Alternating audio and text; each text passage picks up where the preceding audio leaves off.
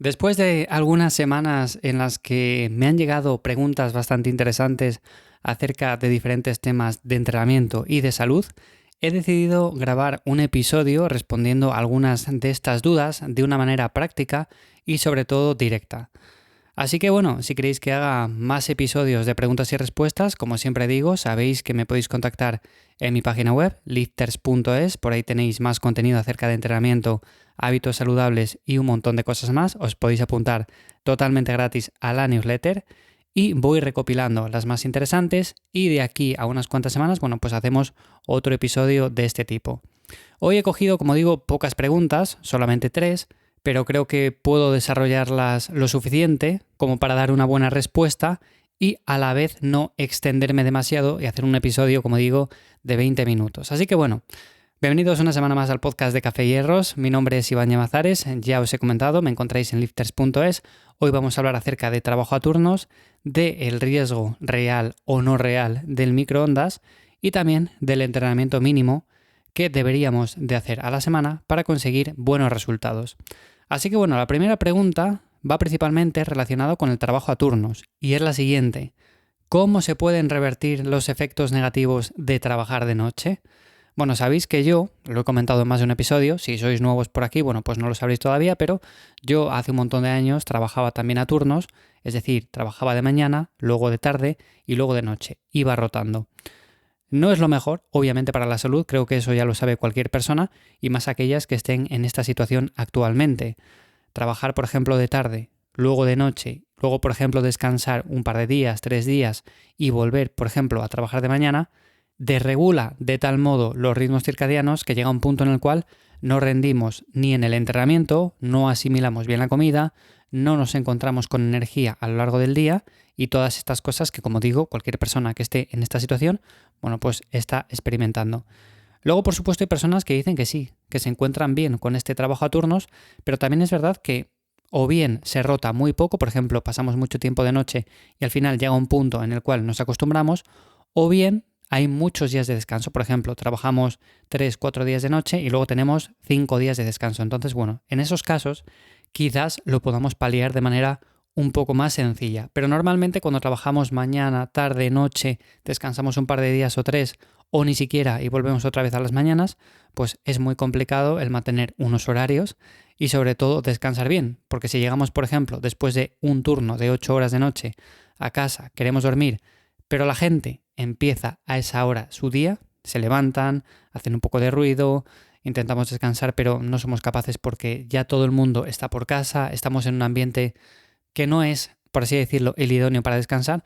Bueno, pues ya me contaréis.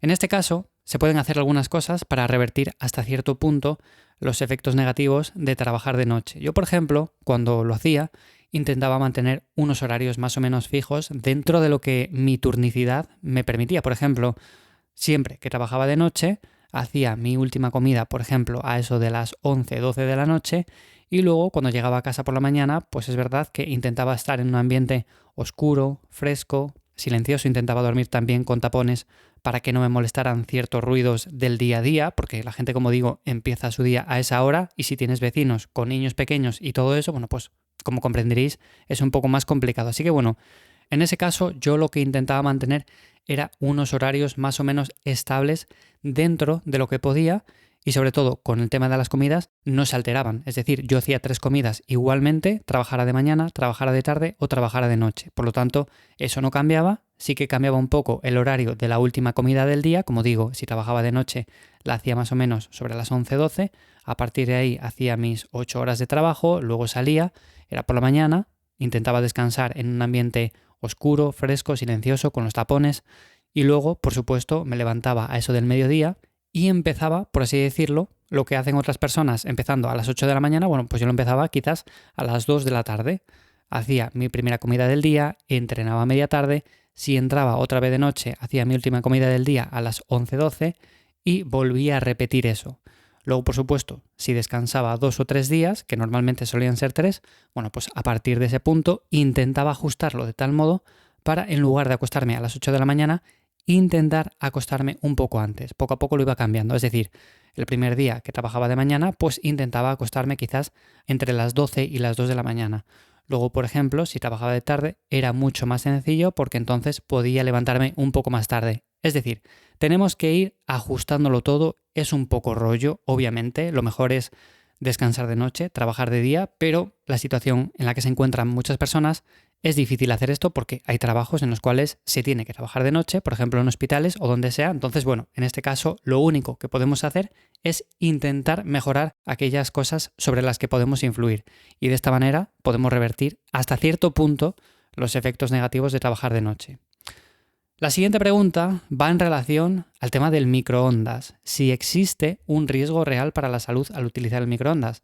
Y a ver, es un tema que genera bastante polémica porque yo utilizo bastante el microondas, es algo que a muchas personas se lo recomiendo principalmente porque les ayuda a hacer ciertas comidas más rápido, sin depender tanto de tener que estar media hora, una hora cocinando.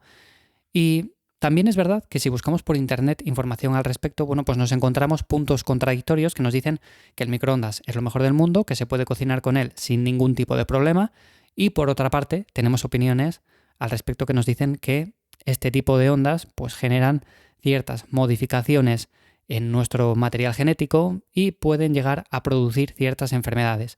A ver, la radiación del microondas como tal no es ionizante, por lo que en teoría, digo en teoría, no puede modificar el material genético. Es decir, sus ondas calientan los alimentos al interactuar con sus moléculas de agua, pero normalmente cuando metemos, por ejemplo, un plato, cuando metemos, por ejemplo, un vaso, como es vidrio, pues no se calienta. Es verdad que se calienta porque la comida de dentro está caliente y al final el recipiente se calienta en sí, pero no lo calienta el microondas. Y salvo que el aparato en sí esté estropeado, que tenga algún fallo, que esté roto, la radiación no tiene por qué escaparse del microondas y no hay ningún riesgo a su alrededor. Incluso si, por ejemplo, se escapa un poco, deberíamos estar expuestos durante mucho tiempo y a muy poca distancia para sufrir algún daño. Así que bueno, como tal, y en la teoría, no hay ningún daño, pero como siempre yo recomiendo precaución. ¿Qué quiere decir esto? Bueno, pues que tampoco vamos a pasar de todo y decir, bueno, pues voy a cocinar en el microondas durante horas cada día, voy a estar con la cabeza al lado del microondas y el teléfono móvil a la vez. En definitiva, aunque la teoría nos dice esto, obviamente aquí entra en juego también el sentido común. Sí que puede haber riesgo al utilizar algunos alimentos, al cocinarlos dentro, como son por ejemplo los huevos con cáscara, porque quizás puedan estallar y nos salten en la cara por la presión del vapor. También por otra parte se suele decir a veces que el microondas reduce el valor nutricional de los alimentos, pero tampoco es cierto porque tenemos evidencia suficiente como para ver que el microondas reduce el tiempo de cocción, por ejemplo, con respecto a un hervido tradicional, con respecto, por ejemplo, al horno, no requiere de agua, no requiere de aceite y mantiene la mayoría de propiedades nutritivas de las verduras. Por lo tanto, yo es algo que suelo utilizar principalmente para eso.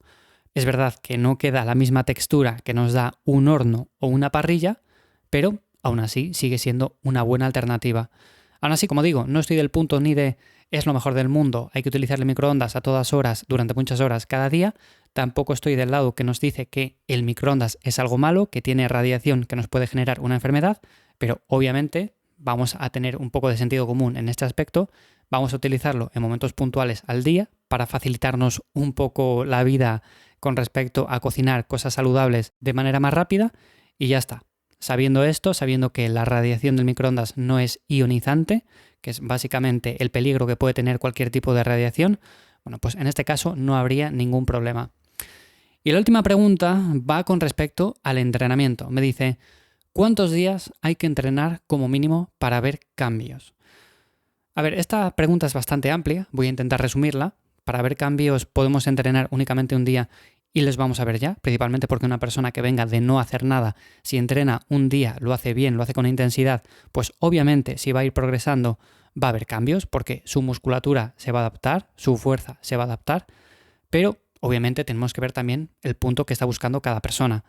Si una persona está buscando el máximo desarrollo de masa muscular, pues obviamente tendrá que entrenar quizás entre 3 y 5 días a la semana. Si está buscando únicamente verse mejor físicamente, mejorar su salud y estos aspectos, quizás con 2 entrenamientos de fuerza a la semana sea más que suficiente. De todas maneras, hay unas reglas básicas que suelo recomendar para cualquier persona que lo que busca principalmente no es únicamente ganar músculo o ganar fuerza, sino también mejorar su salud. Estas reglas son, por un lado, entrenar un mínimo de 2 veces por semana fuerza, hacer alguna actividad aeróbica como por ejemplo salir a pasear un par de veces al día, comer de forma nutritiva, con alimentos de calidad, con una alimentación que sea también en parte flexible, que le permita ciertos alimentos en momentos puntuales y sobre todo exponerse al sol de manera controlada, dormir lo suficiente, todo esto. Digo eso porque muchas veces nos centramos únicamente en un aspecto como puede ser el entrenamiento o la alimentación sin darnos cuenta de que todo al final es un conjunto. Todo lo que hagamos en el día, desde que nos levantamos hasta que nos acostamos, influye en los resultados que obtenemos, influye en el físico que conseguimos, en el porcentaje graso que tenemos, en la energía, nada más despertarnos. Por lo tanto, en este caso mi recomendación es que, si lo que quieres es mejorar tu salud con el entrenamiento, con 2 sesiones de fuerza bien planificadas es más que suficiente e incluso para la mayoría de personas de 3 a 4 entrenamientos para ganar músculo y fuerza es un buen plan. ¿Quiere decir eso que si entrenas únicamente una vez con una buena rutina no vas a conseguir nada? Pues no, vas a conseguir cambio, lo que pasa que es mucho más lento que una persona que entrene 2 veces o que una que lo haga 3 veces o 4. Aún así, vas a ver cambios positivos a nivel de fuerza, a nivel de musculatura y por lo tanto, si únicamente tienes un día, pues mejor uno que no ninguno. Pero como digo, al final todo es un conjunto, por lo tanto deberíamos de atender no solamente al entrenamiento, sino también a la alimentación, a lo que comemos, a lo que descansamos, a cómo nos relacionamos, a cómo nos exponemos también al sol. Y todo esto va a hacer un conjunto que es el realmente importante de cara a mejorar nuestra salud en general. Así que hasta aquí las preguntas que quería responder hoy en este episodio de Café y Hierros. Me he extendido un poco más de lo habitual. Normalmente hago episodios de 10 minutos, pero creo que la ocasión lo merecía. Si queréis dejarme alguna duda interesante al respecto, pues sabéis que me la podéis enviar a través de lifters.es, también en mi Instagram, en @ivyamazares. Y nada más por hoy, lo dicho. Muchísimas gracias por esas valoraciones de 5 estrellas tanto en Spotify como Apple Podcast. Muchas gracias por estar ahí una semana más al otro lado y nos escuchamos de nuevo por aquí la semana que viene. Que paséis buen día. Chao.